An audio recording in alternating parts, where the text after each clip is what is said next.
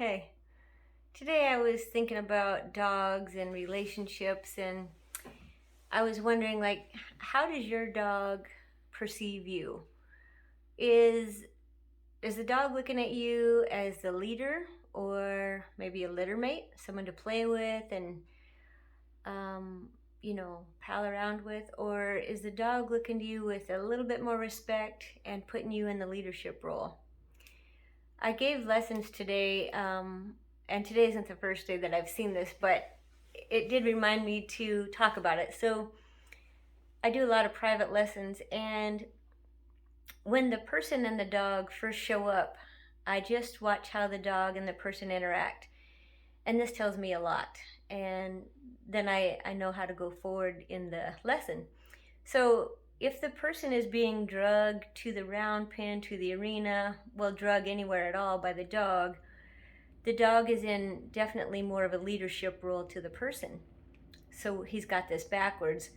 And it's not his fault. This leadership was given to him. And it was given to him just by lack of knowledge.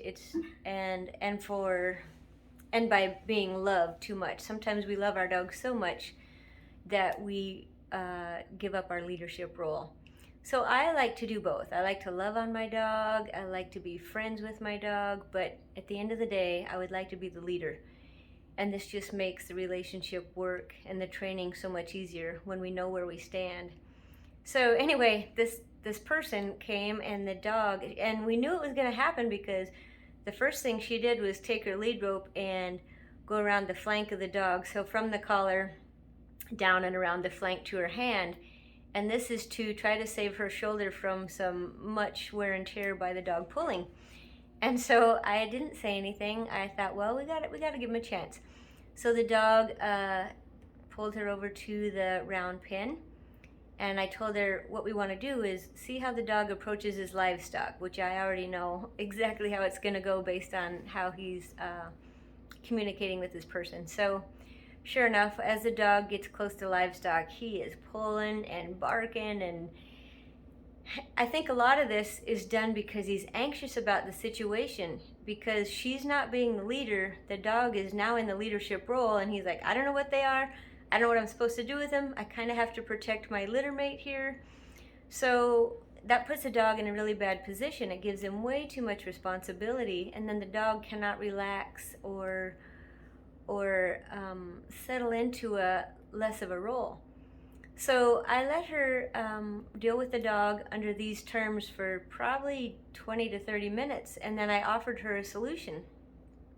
And I gave her a flag, and I said, you don't have to hurt the dog, but you have to change his thought process, and you have to let him know you're in control.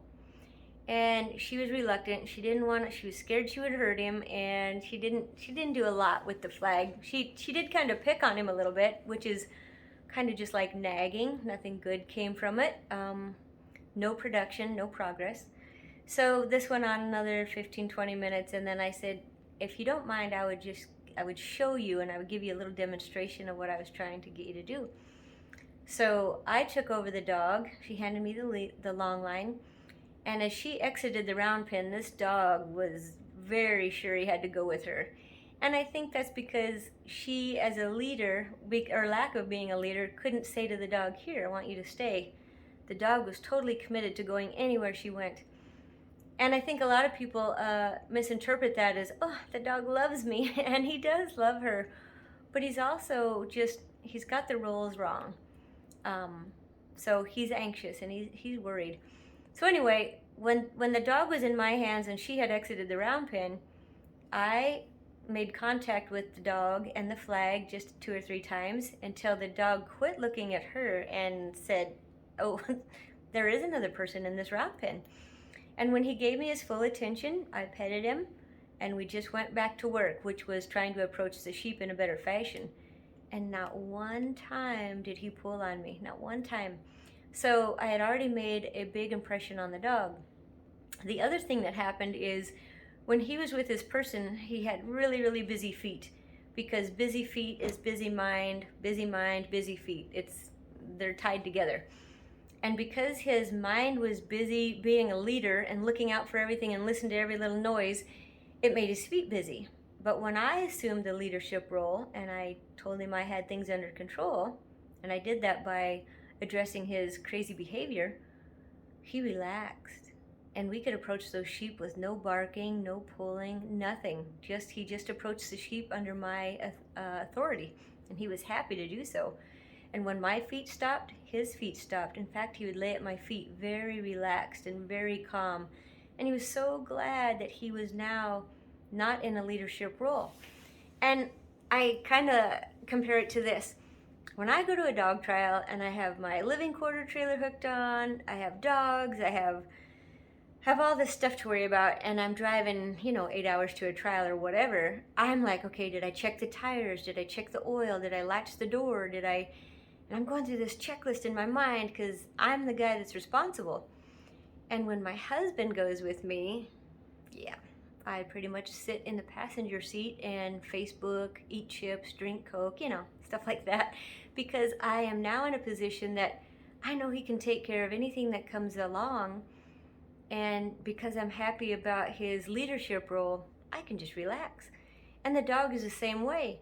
He wants a leader. So if we can be the leader for him, he can just relax and concentrate on the task that we have before him. And to me, it just makes life easier for both of us. So anyway, I just wanted to share my thoughts with you on being a leader instead of a littermate. Anyway, keep it fun.